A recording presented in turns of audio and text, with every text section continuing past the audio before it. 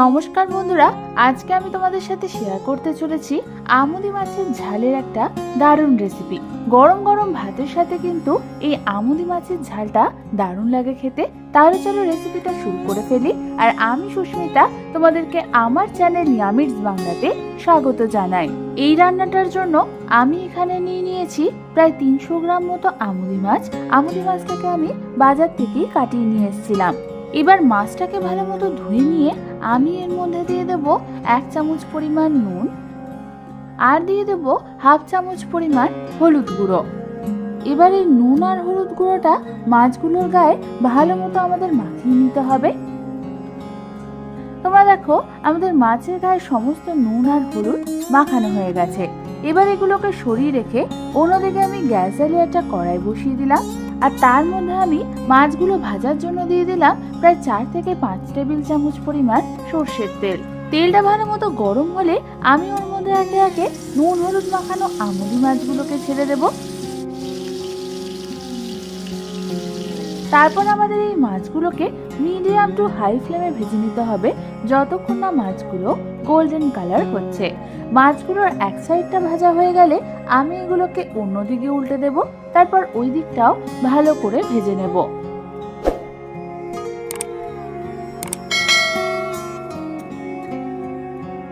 তোমরা দেখো আমাদের মাছগুলো কিন্তু ভালো মতো ভাজা হয়ে গেছে। এবার আমি এগুলোকে তেল থেকে তুলে একটা অন্য পাত্রে রেখে দেব। তারপর ঠিক একই পদ্ধতিতে আমি বাকি মাছগুলোকেও ভেজে নেব। যেহেতু এই মাছগুলো দিয়ে ঝাল তৈরি হবে তাই তোমরা এই মাছগুলোকে খুব বেশি কড়া করে ভাজবে না, তাহলে খেতে ভালো লাগবে না। তোমরা দেখো আমাদের সমস্ত মাছগুলোই ভাজা হয়ে গেছে, তাই সবগুলোকে আমি একটা অন্য পাত্রে তুলে নেব। এবার ওই মাছ ভাজা তেলের মধ্যে আমি দিয়ে দেব 1/2 চামচ পরিমাণ হলুদ গুঁড়ো আর তার মধ্যে আমি ছেড়ে দেব এরকম লম্বা লম্বা পাতলা পাতলা করে কাটা দুটো মিডিয়াম সাইজের আলু। আলুগুলোকে তেলে ছাড়ার পর আমি এর মধ্যে দিয়ে দেব 1/2 চামচ পরিমাণ নুন। তারপর আমাদের হালকা হাতে আলুটাকে নাড়াচাড়া করে নিতে হবে। এবার আমাদের এই আলুটাকে মিডিয়াম ফ্লেমে ভেজে নিতে হবে যতক্ষণ না গোল্ডেন ব্রাউন কালার হচ্ছে। বেশ কিছুক্ষণ পর তোমরা দেখো আমাদের আলুগুলো কিন্তু প্রায় 60 to 70% মতো সিদ্ধ হয়ে গেছে আর গোল্ডেন ব্রাউন কালার করে ভাজা হয়ে গেছে। এবার এই আলুগুলোকে আমি তেল থেকে তুলে একটা অন্য পাত্রে রেখে দেব। তারপর ওই তেলের মধ্যে আমি ফোড়নের জন্য দেব 1 চামচ পরিমাণ কালো জিরে আর 1খানা চেরা কাঁচা লঙ্কা। ফোড়নটাকে হালকা হাতে কিছুক্ষণের জন্য নাড়াচাড়া করে নিয়ে আমি এর মধ্যে দিয়ে দেবো একটা মিডিয়াম সাইজের মিহি করে কুচনো পেঁয়াজ আর দিয়ে দেবো 1/2 চামচ পরিমাণ নুন, যাতে পেঁয়াজটা তাড়াতাড়ি নরম হয়ে যায়। এবার আমাদের পেঁয়াজটাকে হালকা হাতে নাড়াচাড়া করতে করতে মিডিয়াম ফ্লেমে প্রায় 2 থেকে 3 মিনিটের জন্য হালকা হাতে ভেজে নিতে হবে।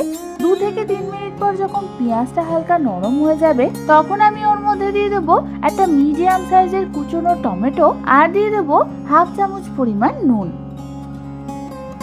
এবার আমাদের সমস্ত কিছুকে আরো একবার ভালো মতো নাড়াচাড়া করে নিতে হবে। তারপর আমি এটাকে ঢাকনা চাপা দিয়ে একদম লো ফ্লেমে রেখে দেবো যতক্ষণ না আমাদের টমেটোটা নরম হচ্ছে। বেশ কিছুক্ষণ পর ঢাকনা খুলে তোমরা দেখো আমাদের টমেটোটা কিন্তু ভালো মতো সিদ্ধ হয়ে গেছে। ঠিক এই সময় আমাদের খুন্তির সাহায্যে টমেটোগুলোকে ঠিক এইভাবে হালকা হাতে ম্যাশ করে নিতে হবে।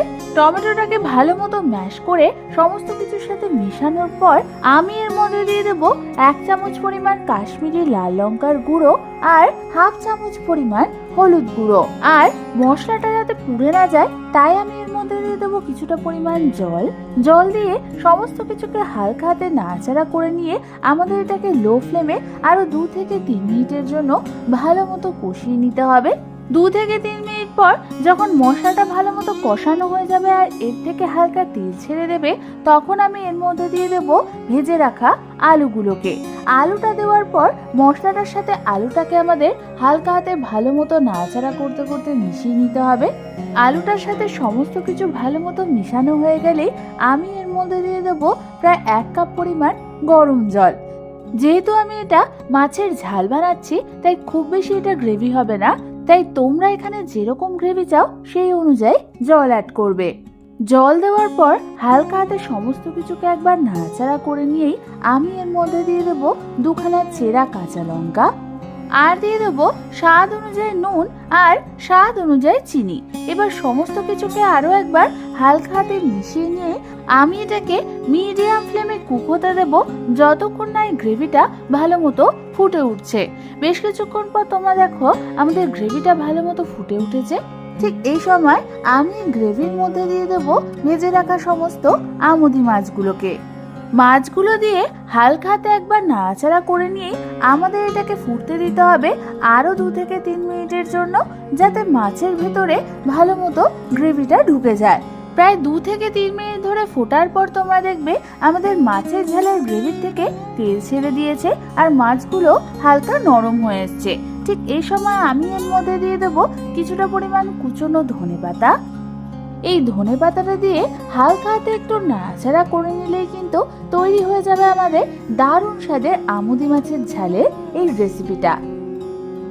এবার শুধু গরম গরম ভাতের সাথে সার্ভ করার অপেক্ষা। এই আমুদি মাছের ঝালটা কিন্তু বাড়িতে তোমরা একবার নিশ্চয়ই বানিয়ে দেখো, আশা করি তোমাদের খুবই ভালো লাগবে। রেসিপিটা ভালো লেগে থাকলে একটা লাইক অবশ্যই করে দিও, আর এরকম দারুণ দারুণ রেসিপি আরো পেতে হলে আমার চ্যানেলটাকে অবশ্যই সাবস্ক্রাইব করে নাও। আজ তাহলে এ পর্যন্তই, আমি আবার চলে আসবো তোমাদের কাছে নতুন কোনো রেসিপি নিয়ে।